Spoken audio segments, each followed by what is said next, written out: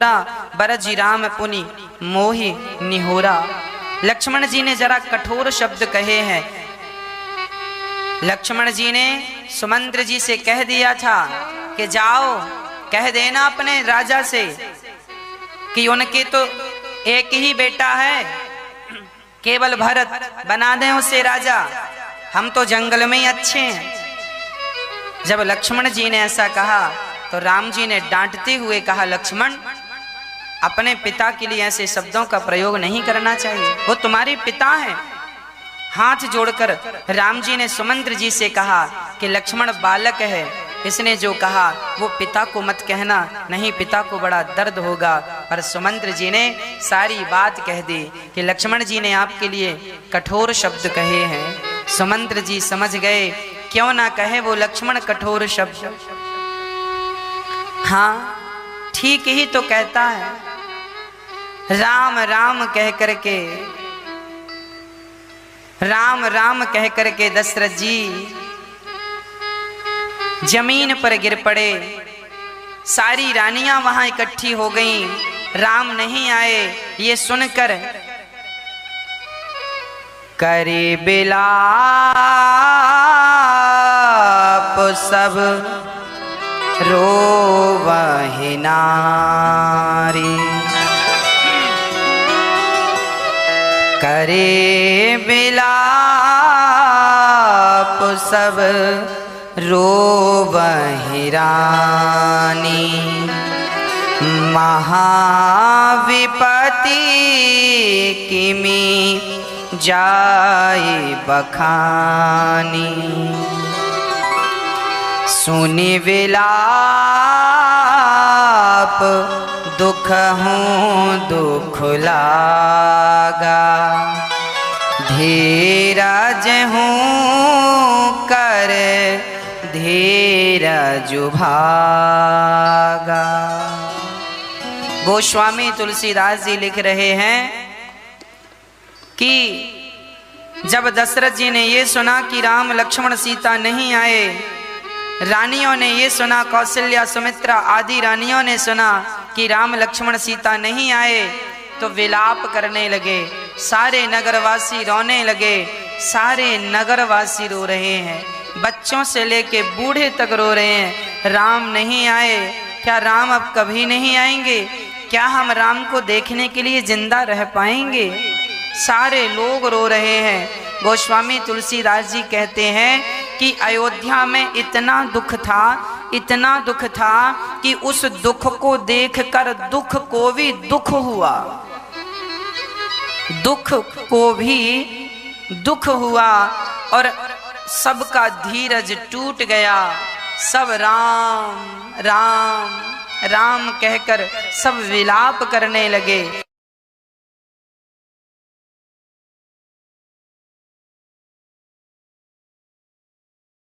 आप रखो, धैर्य नाम का जो व्यक्ति है उस धैर्य का भी धैर्य टूट गया, धीरज का भी धीरज टूट गया और दुख का भी आज दुख बढ़ गया।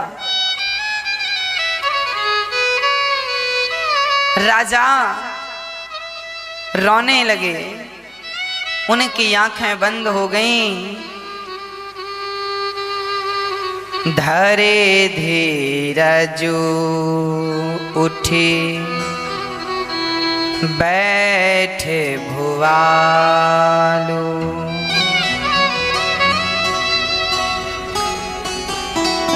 धीरज धरा रहे हैं सुमंत्र जी। तब दशरथ जी आंख बंद किए हैं और राम राम कहते रोते हुए कह रहे हैं, कौशल्या मुझे याद आ गई कि मुझे किस पाप का दंड विधाता दे रहे हैं। कौशल्या जी ने कहा, आपने कोई पाप किया है? हाँ हाँ, मैंने एक पाप किया था। कितना भी छिपाऊं मैं वो पाप, पर वो पाप तो प्रकट हो ही जाते हैं। एक बार मैं गया शिकार खेलने और वहां मैंने एक माता पिता की सेवा करने वाले एक बच्चे को मैंने बाण मार दिया। उसका नाम था श्रवण कुमार। जब वो छाती पर बाण लगा तो मुझे लगा कि मैंने किसी हिरन को बाण मारा है, पर जाकर देखा तो वहां हिरन नहीं, वहां एक सुंदर सा बालक था। मैंने जाकर देखा उसकी छाती से रक्त लहू गिर रहा था। मैंने पूछा, बेटा तुम कौन हो? उन्होंने कहा, मेरा नाम श्रवण है, मैं अपने माता पिता को चारों धाम की यात्रा करा कर लौट रहा हूँ। उन्हें प्यास लगी थी, मैं पानी भरने आया और मुझे बाण लग गया। दशरथ जी रोने लगे, हे विधाता, मैं कैसा अभागा हूँ, एक मैं तड़प तड़प के मर जाऊंगा। और कौशल्या ने कहा, महाराज आप धीरज धरिए, ऐसा क्यों कह रहे हैं? अरे 14 साल बाद वापस आ जाएंगे राम। दशरथ जी बोले, कौशल्या तुम जानती हो 14 साल कितना बड़ा वक्त होता है, कितना बड़ा समय है। एक पल भी मैं राम के बिना कैसे गुजार रहा हूँ। इतने दिन मेरे एक एक दिन वर्षों की तरह, युगों की तरह बीते हैं। कौशल्या मैं 14 वर्ष नहीं गुजार सकता। कहकर दशरथ जी, हा रघुनंदन प्राण प्रीते, तुम बिन जियत बहुत दिन बीते। दशरथ जी उसी क्षण ये कह रहे हैं कि राम आपके बिना जीते बहुत दिन हो गए, बहुत दिन मैंने जी लिया। अभी राम को वनवास गए केवल लगभग 7 से 8 दिन हुआ था कि दशरथ जी कह रहे हैं, हा रघुनंदन प्राण प्रीते, तुम बिन जियत बहुत दिन बीते। बहुत दिन बीत गए हैं, अब मैं जी नहीं सकता। दशरथ जी कह रहे हैं, मैं जी कर क्या करूं, अब जिया नहीं जाता, अब मैं जी नहीं सकता। दशरथ जी ने उसी क्षण राम राम कही, राम कही, राम राम कही राम, कुछ ना कहकर केवल दशरथ जी केवल राम, केवल राम राम राम कहते हुए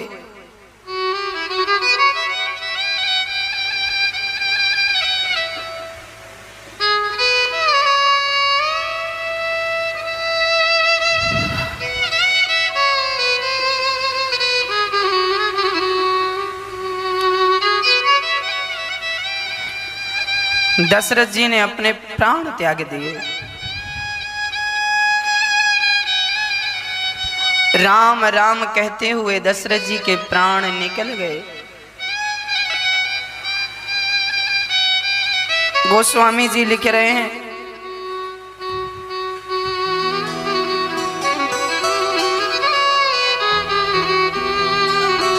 धन्य है ये दशरथ जी,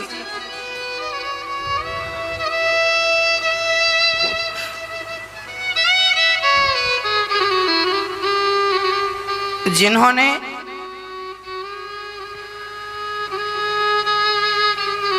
जीने का और मरने का दोनों का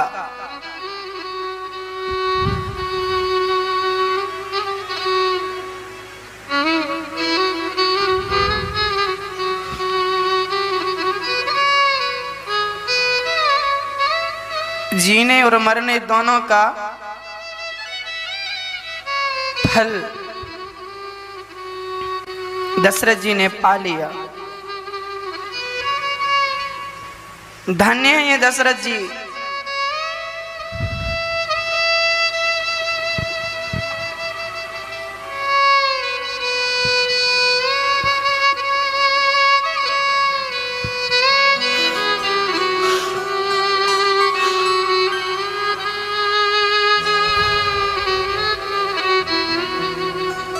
जिन्होंने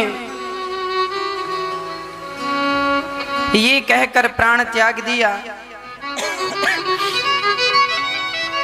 अब जिया नहीं जाएगा, किसके लिए जीना। दशरथ जी को देखकर जब प्राण त्याग दिए, दशरथ जी अब नहीं रहे, ये देखकर सारी अयोध्या,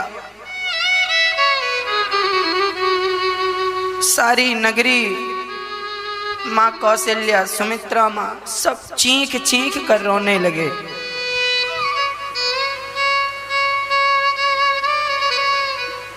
अब पता नहीं इस धरती को ये दशरथ जी कब मिलेंगे।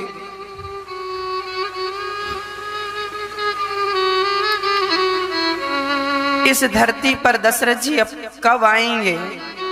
सारी प्रजा, सारे नगरवासी बस राम, हाँ राम कह करके रो रहे हैं। सारी रानियां रो रही हैं। उसी क्षण गुरु वशिष्ठ जी ने आकर अपने ज्ञान से, अपने विवेक से सबको शांत किया। तेल की नाव मंगाकर एक बड़े से पात्र में तेल भर करके दशरथ जी का शरीर उसमें डाल दिया और गुरु वशिष्ठ जी ने कहा जाओ भरत जी को लेकर आओ। ननिहाल की ओर अयोध्या के लोग जाते हैं। भरत जी को बड़े अपशगुन होने लगे और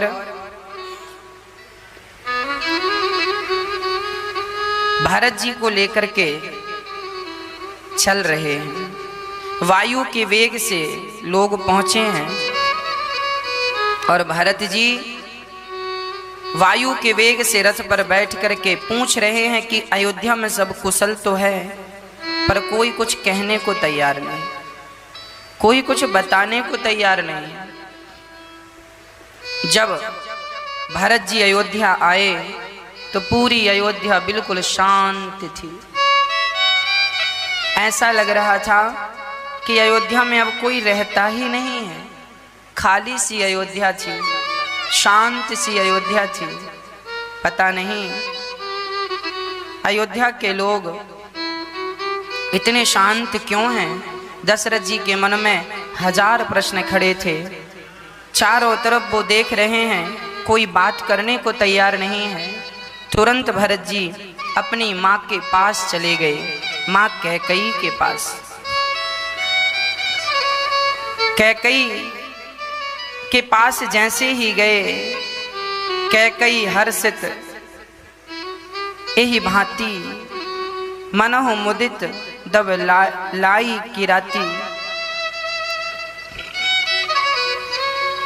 आज अयोध्या में राम के वनवास जाने से और दशरथ जी के मरने से यदि कोई खुश था तो माता कैकेयी खुश थी। कैकेयी को मुस्कुराते देख भरत जी को थोड़ा अच्छा लगा। भरत जी को लगा कि माँ प्रसन्न है, मतलब अयोध्या में सब ठीक ठाक है, सब बढ़िया। तुरंत भरत जी ने माँ से कहा, माँ अयोध्या में सब कुशल तो है, भैया राम कुशल से तो हैं, पिताजी कुशल से तो हैं, माँ कुशल से तो हैं। तब कैकेयी ने मुस्कुराते हुए भरत जी से कहा, तात बात में सकल संवारी। बेटा भरत, मैंने सारी बात संभाल ली थी। अब कैकेयी अपने पुत्र भरत जी से कह रही है, बेटा मैंने सारी बात संभाल ली थी, सब बढ़िया कर लिया था। मेरी मंथरा जो है ना, इसने मेरी बड़ी मदद की है। मैंने राम को 14 साल के लिए वनवास भेज दिया है, इसीलिए कि तेरे राज सिंहासन में कोई मुसीबत ना कर खड़ी हो जाए। पर एक छोटी सी बात बिगड़ गई बेटा। क्या बिगड़ गया माँ? बोले तेरे पिताजी चले गए। भरत जी ने सुना कि राम 14 साल के लिए वनवास चले गए, पिताजी गुजर गए, मेरे कारण मेरी माँ को मुझे राजा बनाना था, इसलिए ये अपवाद खड़ा हो गया। और माँ पिता के मरने पर कह रही है एक छोटी सी बात बिगड़ गई। पिता के मरने को मेरी माँ छोटी सी बात कह रही है। ये सुनकर तो भरत जी इतने क्रोधित हो गए और इतने दुखी हो गए, राम छोड़कर चले गए। भरत जी पछाड़ खा खा करके गिरने लगे। भरत जी अपनी मां से कह रहे हैं, अरे कैकई तेरे मुख में कीड़े नहीं पड़ गए जब तूने राम को वनवास भेज दिया? तूने पेड़ की जड़ काट करके पत्तों को सींचना चाहा है, पत्तों को हरा भरा देखना चाहा है, अर्थात राम को वनवास भेजकर तू मेरी खुशी चाहती है। ये कैसे संभव है? भरत जी कह रहे हैं, माँ तुम्हें तो माँ कहने में हमें लज्जा आने लगी। मैं जब पैदा हुआ था तभी मेरा गला दबा दिया होता आपने, तो आज मुझे ये दिन देखने ना पड़ते। भरत जी बहुत रोए। भरत जी रो रो करके अपनी माँ से बस एक ही बात कह रहे हैं। अब वो माँ नहीं कह रहे हैं, वो सीधा नाम लेकर कैकई, अरे अभागिनी, क्या मेरे कारण राम को वनवास? पास में मंथरा खड़ी थी, शत्रुघ्न जी सब सुन रहे थे और मंथरा बड़ी सज धज कर खड़ी थी। कैकई भरत जी की आरती उतारने आई आगे। पति मरा पड़ा है और एक स्त्री, एक माँ अपने बेटे की, बताओ दुनिया में कौन सी ऐसी माँ होगी, कौन सी ऐसी पत्नी होगी कि जिसका पति मर गया हो, उसकी लाश पड़ी है और उसकी माँ अर्थात भरत जी की माँ आरती उतार रही है। कौन सी ऐसी स्त्री होगी जो पति के मरने पर पुत्र की आरती उतारती हो? ऐसा कैकई क्यों कर रही हैं? क्योंकि कैकई को मंथरा जैसी गुरु मिल गई है। आपके जीवन में भी यदि मंथरा जैसी गुरु मिल गई तो आप भी ऐसा कर सकते हैं, क्योंकि को न कुसंगति पाए न साही, कुसंग पाकर किसकी बुद्धि नहीं बिगड़ी। कह तो दो।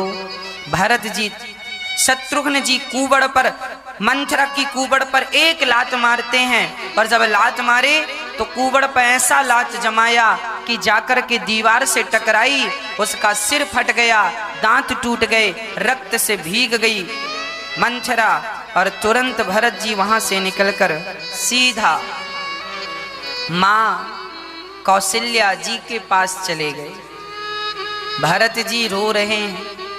भरत जी के रोने का कारण क्या है?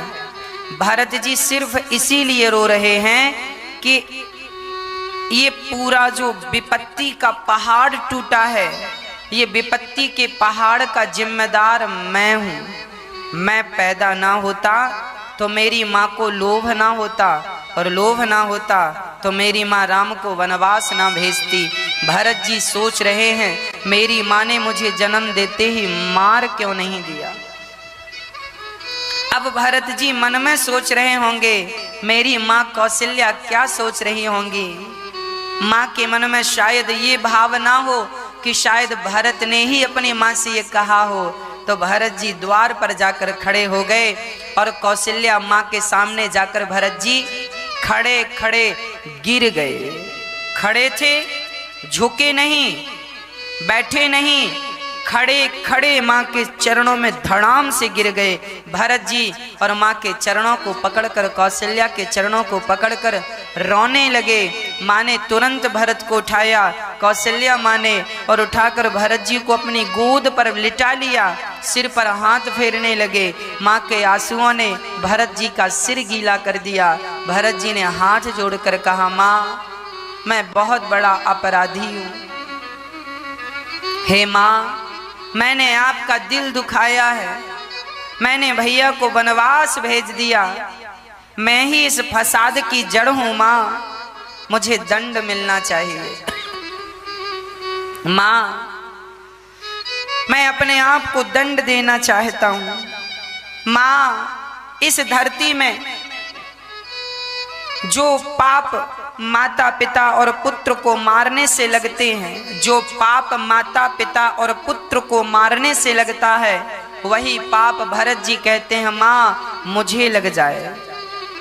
जो पाप गौशाला में आग लगा देने से लगता है, कोई व्यक्ति गौशाला में आग लगा दे और गौ माता जलकर मर जाए तो उसका कितना बड़ा पाप है। उस पाप का कोई दुनिया में निवारण नहीं है।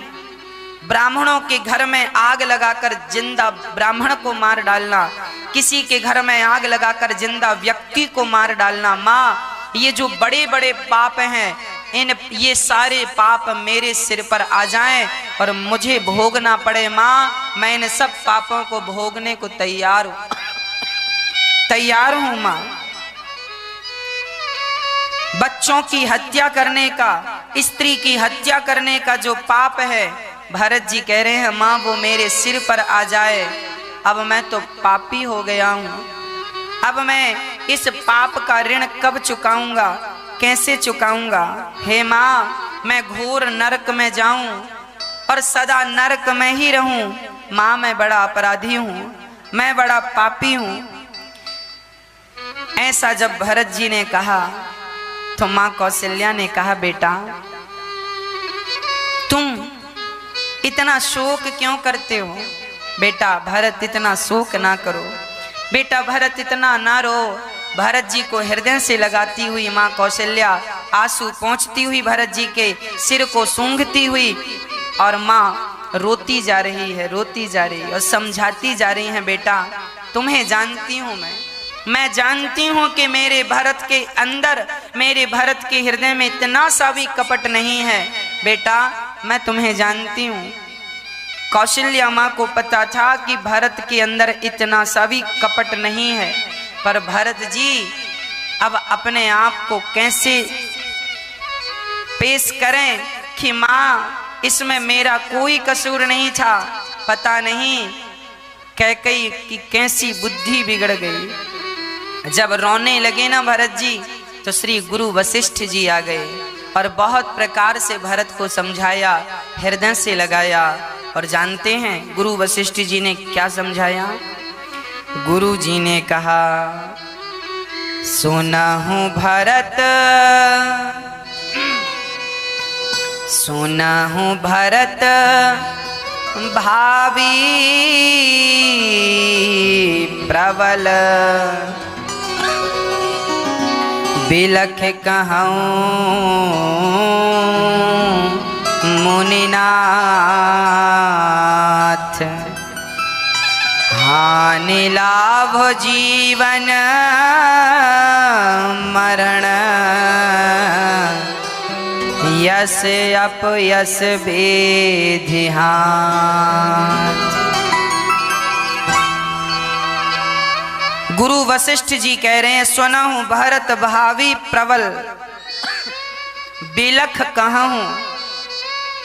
गुरु वशिष्ठ जी इतने बड़े ज्ञानी थे, पर दशरथ जी के मरण को देखकर, भरत जी के वनवास को देखकर और भरत की ये रोती हुई हालत को देखकर गुरु वशिष्ठ जी भी बिलख बिलख कर रोने लगे। समझाने वाले भी समझने को तैयार नहीं है और गुरु जी भी रोने लगे। और रोते रोते गुरु जी ने, वशिष्ठ जी ने कहा हानि लाभ जीवन मरण यश अपयश विधि हाथ। भरत हानि कितनी होगी ये विधाता जानते हैं, लाभ कितना होगा ये विधाता जानते हैं, जीवन कितने दिन का है ये विधाता जानते हैं, मेरी मृत्यु कब होगी ये विधाता के हाथ में है। भरत ये तुम्हारे और हमारे हाथ में नहीं है। इसीलिए यश और अपयश ये सब विधाता के हाथ में है। इसीलिए भरत तुम्हारा रोना ठीक नहीं। ये समझाते समझाते गुरु वशिष्ठ जी भी रोने लगे। भरत जी को समझाया गया, भरत जी सोचिए विप्र जो वेद विहीना, सोचिए नृपति जो नीति न जाना, सोचिए शूद्र जो विप्र अब मानी। वही लोग सोच करें जिन्होंने कोई गलत काम किया है। भरत, क्या तुमने कोई गलत काम किया है? तुम तो निश्छल हो, निष्कपट हो। भरत, पिता का अंतिम संस्कार करो। पिताजी का अंतिम संस्कार श्री भरत जी ने सरयू जी के तट पर पिताजी को मुखाग्नि दी। पिताजी की चिता में आग श्री भरत जी लगा रहे हैं। आज श्री दशरथ जी का शरीर जल रहा है। पता नहीं इस धरती पर अब ऐसे महापुरुष कब आएंगे, कब इनका जन्म होगा। भरत जी जब पिताजी को मुखाग्नि दे रहे हैं, सारे लोग वहां पर खड़े थे। भरत जी ने अपने पिता के लिए जो बेटा तेरही इत्यादि करते हैं ना, पिता के जाने पर, भरत जी ने अपने पिता के जाने पर पिता की क्रियाएं ऐसे की कि गोस्वामी जी लिख रहे हैं लाखों मुख से भी यह बात कही नहीं जा सकती। अर्थात इतना विधि विधान से, इतना दान पुण्य पिता के नाम पर किया कि लाखों मुखों से भी भरत जी की करनी का वर्णन नहीं किया जा सकता। श्री भरत जी पिता का संस्कार करके लौटे, सारी क्रियाएं हो गई, तेरही इत्यादि सब हो गई। तुरंत एक सभा लगाई गई। वशिष्ठ जी बैठे हैं, तीनों महारानियां बैठी हैं, कौशल्या माँ, कैकेयी माँ, सुमित्रा माँ, सारे नगरवासी बैठे हैं। और गुरु वशिष्ठ जी भारत जी को कह रहे हैं, भैया भारत जी सुनो, हम जो कह रहे हैं ध्यान से सुनना। हाँ हाँ गुरुजी, आपकी आज्ञा है, बताइए क्या कहना चाह रहे हैं। तब गुरु वशिष्ठ जी ने कहा, भैया भरत, तुम्हारे पिता बड़े धर्मात्मा थे, बड़े सत्यवादी थे, और धन्य है उनके पुत्र राम कि पिता की आज्ञा को टाला नहीं और वो वनवास चले गए। पिता की आज्ञा थी कि राम वनवास जाएं, तो बेटे ने मान ली। अब पिता की दूसरी आज्ञा जो थी उसका पालन तुम करो। क्या आज्ञा थी दूसरी? बोले पिता की दूसरी आज्ञा थी, कैकेयी माँ का पहला वरदान था कि भरत को राजा बनाया जाए और राम को वनवास भेजा जाए। तो राम जी तो वनवास चले गए, पर भरत अभी तुम राजा नहीं बने हो, तो हम सबकी सहमति से तुम्हारी पिता की आखिरी इच्छा थी कि तुम राजा बन जाओ। जल्दी से भरत, तुम कल इस सिंहासन पर बैठ जाओ और हम तुम्हारा राज्य तिलक करें, यही तुम्हारे पिता की आखिरी इच्छा है। तुम जल्दी से राजा बन जाओ। जब सारी सभा के बीच में गुरु वशिष्ठ जी ने ये बात कही कि राजा बन जाओ, तब भरत जी सभा में रोने लगे। और रोते रोते भरत जी कहने लगे, गुरु जी ये बात आप कह रहे हैं? क्यों बेटा, ये तो तेरे पिता की और तेरी माँ की आज्ञा है। गुरु जी आपने देखा कि नहीं, मेरी माँ ने केवल मुझे राजा बनाने का कहा था, अभी मैं राजा बना नहीं हूं। मेरा राजा बनाने की केवल बात चली थी, तो बात चलने से इतना बवाल खड़ा हो गया। मैं राजा बना नहीं, केवल राजा बनने की बात चली। अभी बात चली तो देखो, मेरे राजा बनने के पहले राम जी वनवास चले गए और पिताजी का मरण हो गया। मैं कितना अभागा हूं कि मेरे को राजा बनने के पहले ही मेरे भैया वनवास चले गए और पिताजी सिधार गए। सोचो कि मैं राजा बन जाऊंगा। तो पता नहीं अयोध्या में और कौन सा तूफान आकर खड़ा हो जाएगा। भरत जी कह रहे हैं गुरुजी मुझे राजा ना बनाइए, यदि मैं राजा बन गया ना तो ये पृथ्वी रसातल में चली जाएगी। गुरु वशिष्ठ जी ने कहा वाह भरत, रावण जैसे दुष्ट बने राजा फिर रहे हैं तब तो पृथ्वी रसातल में नहीं गई।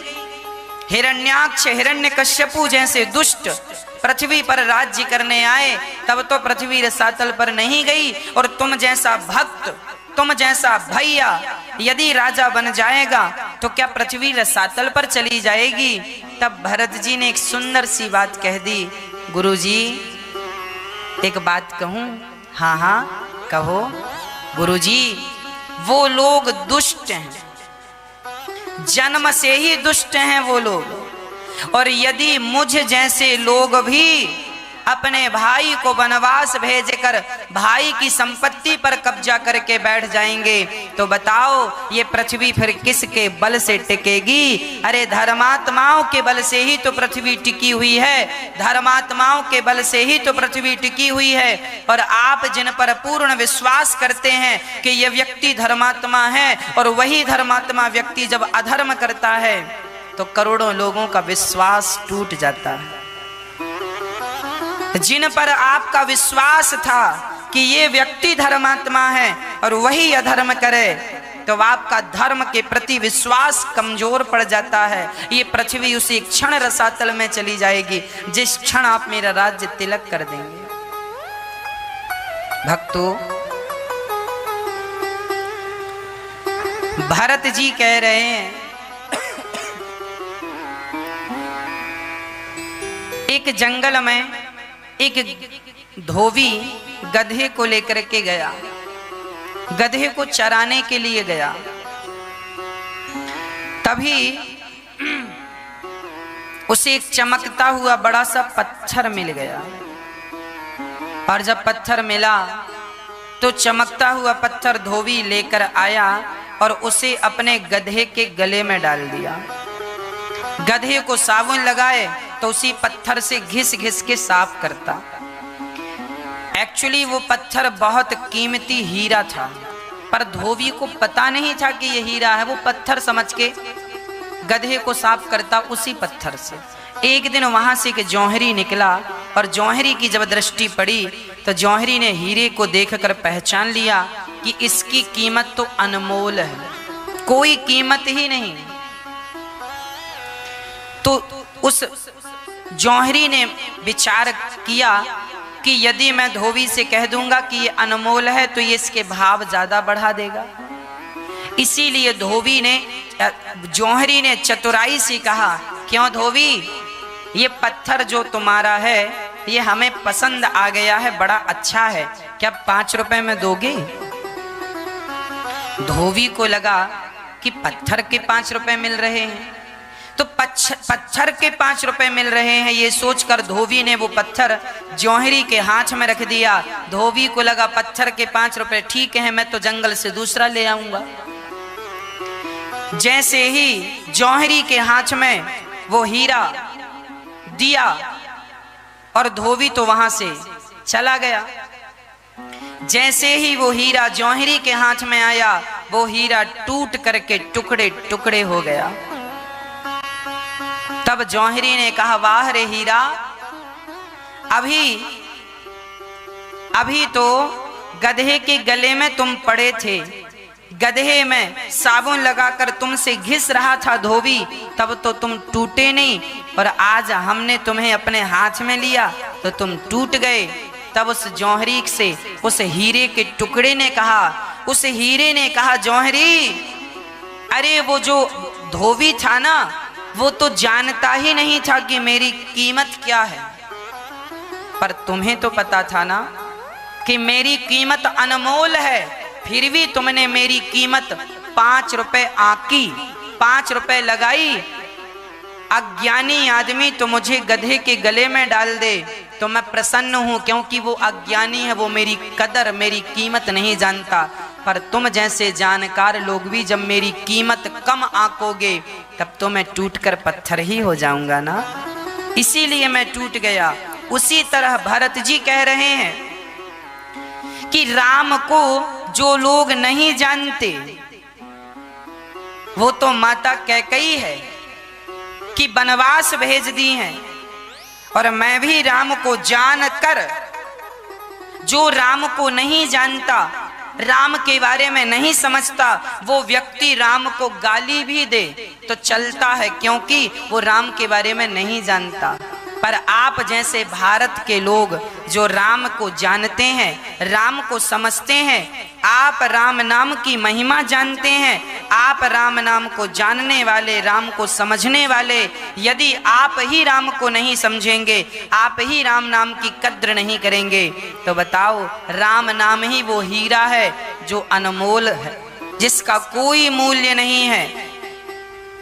इस राम नाम के हीरे को पाकर यदि हमने उसकी कीमत नहीं समझी, उसकी महिमा नहीं समझी, उसे नहीं जपा, तो फिर वो राम, वो हीरा टूटकर पत्थर हो गया, अर्थात टुकड़े टुकड़े हो गया। उसी क्षण पृथ्वी रसातल पर चली जाएगी। यदि आपने मेरा राज्य तिलक कर दिया तो आप मुझे जान रहे हैं, मैं राम को जान रहा हूं, और फिर भी मैं यदि राजा बन गया तो फिर कौन अपने भाई पर विश्वास करेगा? जमाना कहेगा कि भरत जी अपने भाई को वनवास भेजकर राजा बन गए। अरे विभीषण जैसे लोग यदि अपने भाई को मरवाकर राजा बन जाएं तो चलता है। सुग्रीव जैसे लोग यदि अपने भाई को मरवाकर राजा बन जाएं तो चलता है, पर भरत जैसे लोग यदि अपने भाई को वनवास भेजकर राजा बन जाएंगे तो बताओ पृथ्वी टिकी ही भरत जी जैसे लोगों के कारण है। और भरत जी जैसे लोग ही यदि ये कह देंगे, कर लेंगे, तो पृथ्वी किसके बल पर टिकेगी ये तो बताओ। पृथ्वी तो रसातल में ही चली जाएगी ना। श्री भरत जी कहे, जब भरत जी ने ये बात कही तो सारी अयोध्या के लोग, वाह भरत, साधु साधु साधु, तुम साधु हो, तुम्हारे जैसा भाई आज तक किसी ने नहीं देखा, किसी ने नहीं सुना, ऐसा भी भाई होता है। अच्छा, अयोध्या के लोग सारे भरत जी पर संदेह कर रहे थे कि जब माँ ऐसी है तो नागिन का बेटा तो नाग ही होगा, शायद इसकी भी इच्छा हो राजा बनने की। सारी प्रजा में काना फूसी चल रही थी, पर जब भरत का निष्कपट निर्णय सबने सुना तो सबने भरत को साधु साधु कहकर प्रेम किया। और भरत जी बोले, कल हम अपने भैया राम को लेने चित्रकूट जाएंगे और अपने भैया को लेकर के आएंगे और उन्हें राजा बनाएंगे, हम उनकी प्रजा बनेंगे। अब तो भरत जी का ये निर्णय सुनकर सब प्रसन्न है, मानो डूबते को तिनके का सहारा मिल गया है। सारी प्रजा तैयारी करने लगी, कल हम चलेंगे, कल हम चलेंगे, हम भी जाएंगे। बच्चों से लेकर बूढ़े तक राम से मिलने के लिए चित्रकूट जाने लगे। तभी कैकेयी माँ, अब उन्हें अपनी गलती का एहसास हो गया। उन्होंने क्या अपराध किया है, क्या गलती की है, उसका एहसास हो गया और वो बड़ा पश्चाताप करने लगी। पर भरत जी ने अपनी माँ को माँ कहना छोड़ दिया है। शास्त्रों में लिखा है भक्तों, यदि तुम्हारी माँ तुम्हें भगवान से दूर करना चाहती है तो ऐसी माँ का त्याग कर देना चाहिए। भरत जी ने अपनी माँ कैकेयी का त्याग कर दिया सिर्फ इसीलिए कि मेरी माँ मेरे भगवान से मुझे दूर करना चाहती है।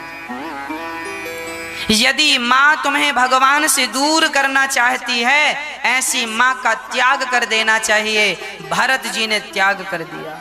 यदि तुम्हारा पिता तुम्हें भगवान से दूर करना चाहता है तो ऐसे पिता का त्याग कर देना चाहिए। प्रहलाद जी ने अपने पिता हिरण्यकश्यपु को त्याग दिया, नहीं बात मानी, और वो पिता की बात ना मानकर वो भगवान का चिंतन करते रहे।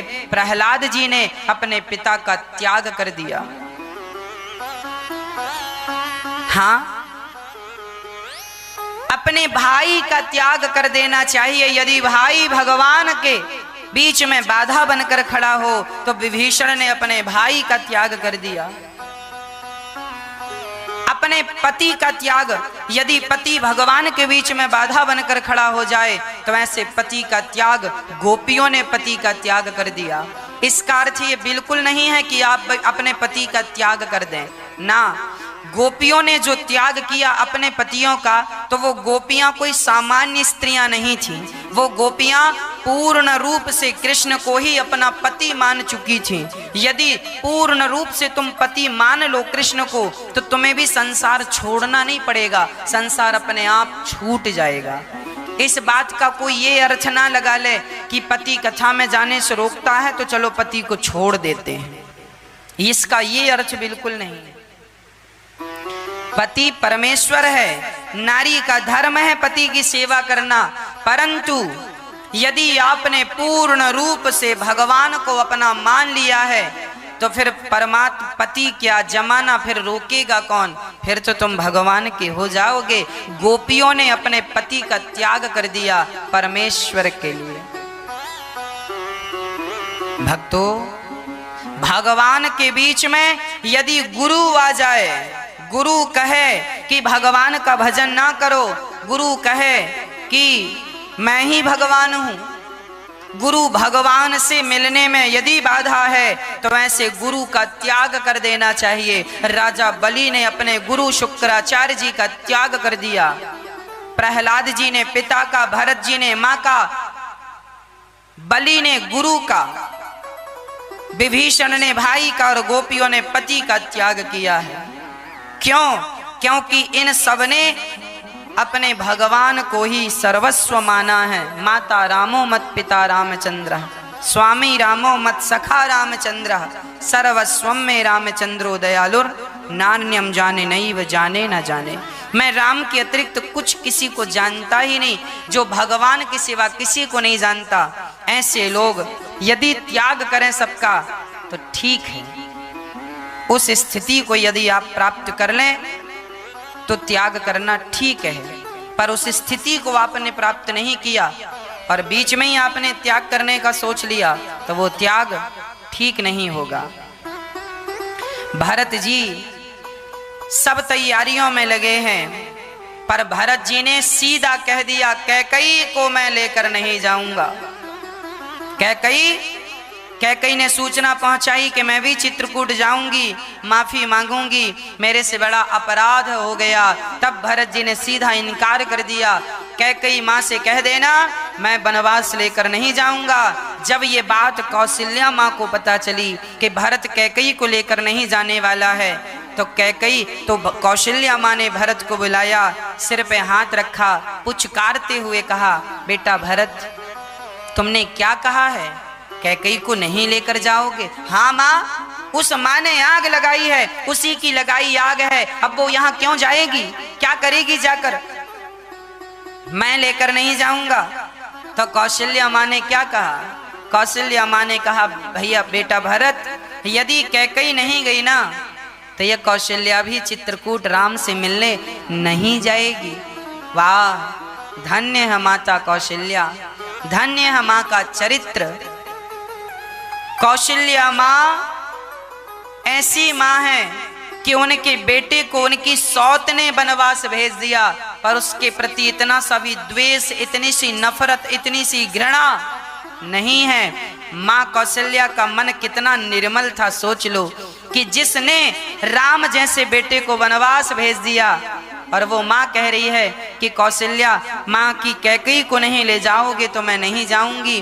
धन्य हो माँ। ऐसी निष्कपटता जब होती है ना तो राम तुम्हारे गर्भ से जन्म लेते हैं। स्त्री इतनी निष्कपट हो जाए कौशल्या जैसी, आपकी सौतन क्या आपके बेटे को जरा कोई एक थप्पड़ मार देना तो आप आग बबूला हो जाते हैं। उस आदमी को आप नफरत करने लगते हैं। इस आदमी ने, इस व्यक्ति ने, इस स्त्री ने मेरे बच्चे को एक थप्पड़ मारा है, आपका उसके प्रति घृणा भाव उत्पन्न हो जाता, नफरत हो जाती है। पर सोचो कि जिस कैकेयी ने राम को वनवास भेज दिया, माँ कौशल्या के अंदर उसके प्रति कोई नफरत नहीं है, कोई ईर्ष्या नहीं है, कोई द्वेष नहीं है, कोई घृणा नहीं है।